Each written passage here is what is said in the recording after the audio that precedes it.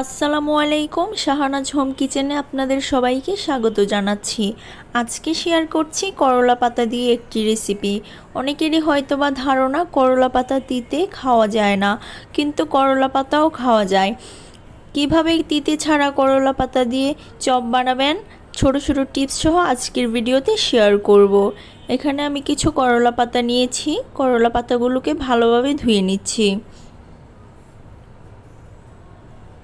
একটি একটি করে পাতা আমি ধুয়ে বাটিতে নিয়ে নিচ্ছি। অফ ক্যামেরায় আমি আরও 2-3 বার পাতাগুলোকে ভালোভাবে ধুয়ে নিয়েছি। এখানে দিয়ে দিচ্ছি সামান্য পরিমাণ লবণ দিয়ে একটু পাতাগুলোকে কচলে নিচ্ছি, যাতে করলার তিতে পানিটা চলে যায়। এখন এখানে আমি সামান্য পরিমাণ পানি দিয়ে আধা ঘন্টার জন্য রেখে দিব। এভাবে রাখলে করলা পাতার তিতাটা চলে যাবে। এখন একটি বাটিতে দিয়ে দিচ্ছি আধা বাটি বেসন, প্রায় 1 কাপের মতো চালের গুঁড়োটা দিচ্ছি একটু মচমচে হওয়ার জন্য।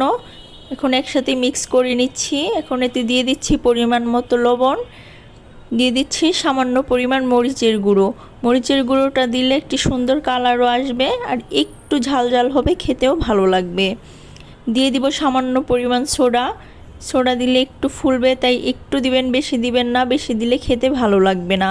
এখন আমি একটু একটু করে পানি দিয়ে বেসনগুলোকে গুলিয়ে নিচ্ছি।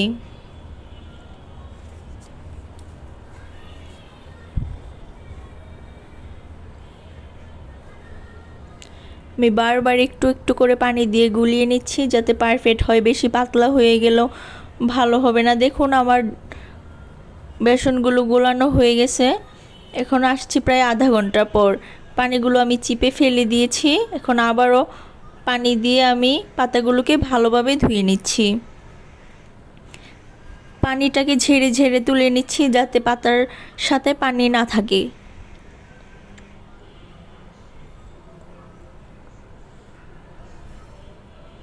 সবগুলো পাতা আমার তোলা হয়ে গেছে। এখন বেসনে ডুবিয়ে একটি প্যানে তেল গরম করে একে একে দিয়ে ভেজে নিচ্ছি। এক পিঠ ভাজা হয়ে গেছে, উল্টে আরেক পিঠও ভালোভাবে ভেজে নিচ্ছি। যারা এখনও আমার চ্যানেলটি সাবস্ক্রাইব করেননি, দয়া করে সাবস্ক্রাইব করে দিন আর পাশে থাকা অল বাটনে ক্লিক করে দিন, যাতে আমার ভিডিও ছাড়ার সাথে সাথে আপনারা নোটিফিকেশন পেয়ে যান। চপগুলো আমার ভাজা হয়ে গেছে, তাই আমি উঠিয়ে নিচ্ছি। দেখুন দেখতে কতটা সুন্দর হয়েছে।